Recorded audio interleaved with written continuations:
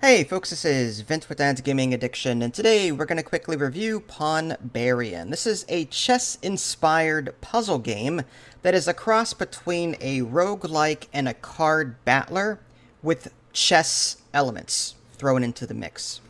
So you get to pick one of three characters, two of which are locked right out of the gate, and you'll be thrown onto this 5x5 chessboard, and you'll be using cards and action points in order to destroy all of your opponents on that chessboard. If you happen to win, you move on to the next floor. That's the general gameplay flow. You're going to be playing cards that represent different chess pieces, moving your character around, and trying to minimize damage while trying to minimize damage to yourself while maximize damage to your opponent. That's what you're typically trying to do here.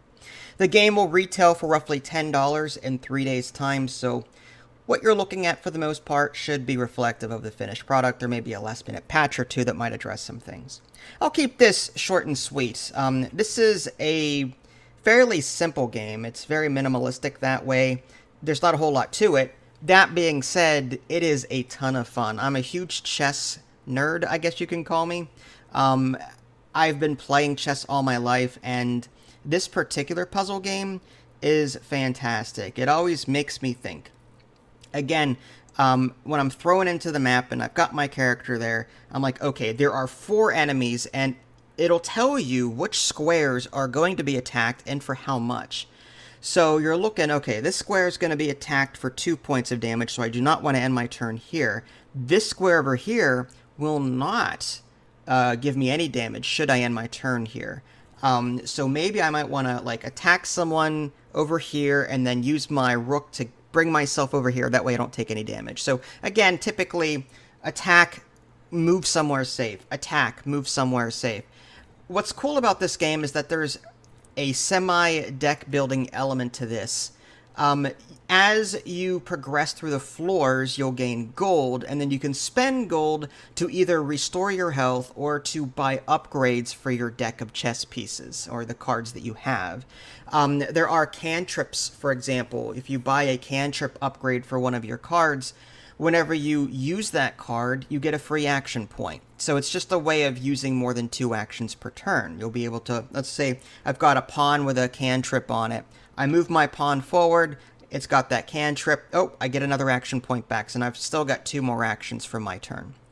And the chess pieces, by the way, all move within accordance to chess rules. So the king moves 1 space in any direction, the rook up, down, left, right, orthogonally, the knight is the only one that can jump over pieces, and so on. Some of the other upgrades that you might run into, there's an armor upgrade, so let's say that you know you're going to take 1 point of damage no matter what, because you can't possibly land on a space that isn't going to take damage. But if you've got a piece with an armor upgrade on it, you can negate 1 point of damage by playing that piece. So if I have a knight with a shield on it or an armor on it, I'll use that card, move my character like a knight, and then I'll gain 1 armor. And hopefully that 1 armor is enough to negate the damage that will be inflicted on that square at the end of your turn. There's also a splash damage upgrade. It goes up, down, left, or right, or diagonal. So orthogonal or diagonal. Whenever you land on a space and it's got that splash upgrade, it will attack all spaces adjacent to you, either orthogonally or diagonally, depending on the shape of the splash upgrade. So that's really cool. So there are different ways to upgrade your pieces as you continue playing, because the later levels are going to be much more challenging. You even run into monsters, for example, that are immune to damage completely until you take out all the other monsters on the map. Or this one might inflict blight on squares nearby, which, causes damage over time to that area. Different things like that. So you're going to need all the help that you can get to progress through all of the floors in this game. Again, there are 3 characters. You start off with the Pawnbarian, but then you unlock the Knight Templar and the Shogun. Each one has their own unique playstyle and abilities that you can do. There's also different maps that you can play. There's a 2-floor tutorial map, but there's also like the Foul Shrine, the Goblin Caves, the Golem Fortress, and so on. So you can mess with those at your own leisure. Do I recommend this game? Absolutely. It's highly strategic.